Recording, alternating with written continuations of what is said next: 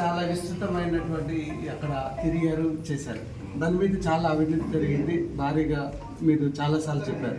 అది దాన్ని ఏ విధంగా మీరు ఎక్స్పోజ్ చేస్తున్నారు? ఇక్కడ పక్కనే ఉన్న నాగార్జున సాగర్ 1965 ఆ ప్రాంతంలో ఓపెనింగ్ చేశారు.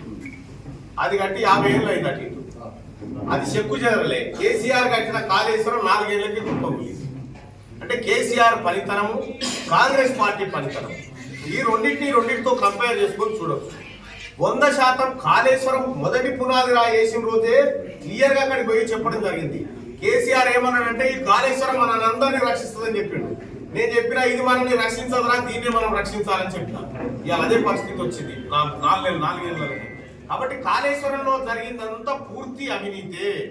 కాళేశ్వరం ద్వారా కేసీఆర్ ఏం చెప్పిండు, 50 లక్షల ఎకరాలకు నీళ్ళు వస్తాయని చెప్పిండు, 1 కోటి ఎకరాల మాగాణం అని చెప్పిండు.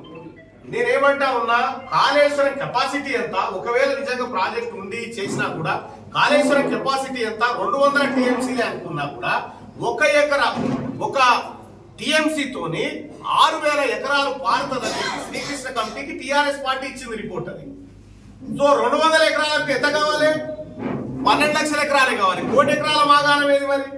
ఇది పోగా మీదికెళ్ళి మేడిగడ్డ పోయి అన్నారం సుందీళ్ళు అన్ని పోయి ఇంకా దానికి కేసీఆర్ కేవలం దేవుళ్ళ పేరు పెట్టుకొచ్చాడు. సరస్వతి, లక్ష్మి, ఇంకేదో పేర్లు పెట్టుకోవచ్చు. ఎందుకంటే ఎవరు తిట్టకుండా తిడితే దేవుని తిట్టినట్టు అవుతుంది. కేసీఆర్ చేసినటువంటి ఉపాయం అది. ఇక్కడ ఇప్పటి వరకు స్టిల్ ఈ రోజు వరకు ఇదే ఉమ్మడి నల్గొండ జిల్లాకు వచ్చి కేసీఆర్ ఏం చెప్తా ఉన్నాడు, ఇవాళ కాళేశ్వరం కట్టకపోతే కోదాడకు నీళ్ళు ఎక్కడి అని చెప్తా ఉన్నాడు. కోదాడకు నీళ్ళు రాలేదా కేసీఆర్ లేక ముందుకు? ఎస్ఆర్ఎస్పీ ఫ్లడ్ ఫ్లో కెనాల్ ద్వారా, కాకతీయ కెనాల్ ద్వారా ఈ ప్రాంతాలు బారినాయి. ఇది మాయా మచ్చింద్ర మాటలు చెప్పి కాళేశ్వరం ద్వారా సముద్రంలో దోషం నీళ్లు పోసి సముద్రం అంతా నాదంటాడు కేసీఆర్. కాంగ్రెస్ పార్టీ అట్లా కాదు, సముద్రాన్ని తయారు చేసింది కాంగ్రెస్ పార్టీ. ఇలా ఎస్ఆర్ఎస్పీ కాలువలు కానీ, కాకతీయ ఫ్లడ్ ఫ్లో కెనాల్ కానీ, లేకపోతే ఎల్లంపల్లి కానీ, మిడ్మానేర్ కానీ, సాగర్ కానీ, శ్రీశైలం కానీ, ఇలా తెలంగాణ రాష్ట్రంలో పొలాల్లో పచ్చటి పంటలు పండుతున్నాయంటే అది కాంగ్రెస్ పార్టీ తీసుకొచ్చినటువంటి ఒక నీటి పారుదల విధానంలో భాగంగానే తప్ప కేసీఆర్ చేసింది ఏమీ లేదు. ఇప్పుడు కాళేశ్వరం ఖాళీ అయినా ఎస్ఆర్ఎస్పీ ద్వారా ఇప్పటికీ సూర్యాపేటకు నీళ్ళు వస్తాయి. అది దాన్ని కాళేశ్వరం గంట కింద చెప్పారు ఇంతకు ముందు. అది మీరు నమ్మిరు కాబట్టి చెప్పిండు. ఎస్ఆర్ఎస్పీ అది క్లియర్ గా మ్యాప్ ద్వారా ఎక్స్ప్లెయిన్ చేసినాం.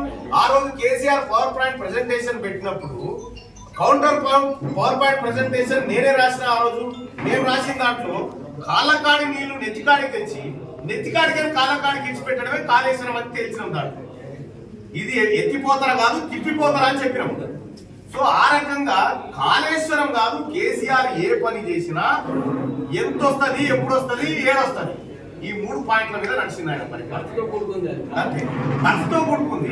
ఎక్కడైనా మీరు ఒకసారి ఆలోచన చేయండి, కాళేశ్వరంలో 9వ ప్యాకేజ్, 10వ ప్యాకేజ్, 11వ ప్యాకేజ్, ఆడ ఒక ఎకరం నీళ్లు బారించడం కోసం అయ్యే ఖర్చు 48,000 రూపాయలు కరెంటు బిల్లు ఒక ఎకరానికి.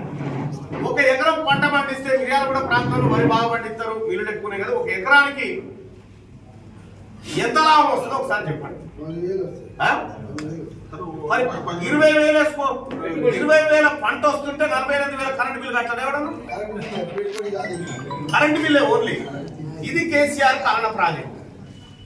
ఈ రకంగా తెలంగాణ ప్రజల్ని మన తరాన్నే కాదు, రాబోతున్న 5 తరాలను కూడా నాశనం చేశారు. ఆల్రెడీ విజిలెన్స్ ఎంక్వైరీ నడుస్తూనే ఉంది. విజిలెన్స్ ఎంక్వైరీ ఇప్పుడు ఏంటంటే మన భారతదేశంలో ఇప్పుడు ఒక మనిషికి ఉరిశిక్ష అయ్యాగానే ఇతరుతో అయిపోదు. 2nd, 3rd, 4th సెషన్ పైన రాష్ట్రపతి దాకా ఉంటుంది. విచారణ పారదర్శకంగా జరగాలి, ఎలాంటి తొందరపాటు లేకుండా పకడ్బందీగా ఈ దొంగలను పట్టుకోవాలనే ఉద్దేశంతో పకడ్బందీగానే జరుగుతూ ఉంది. ఖచ్చితంగా కేసీఆర్ కుటుంబం చెరసాలలో ఉంటుంది. ఆ రోజు ఆ కళ నెరవేరుస్తాడు గౌరవ ముఖ్యమంత్రి గారు, నో డౌట్.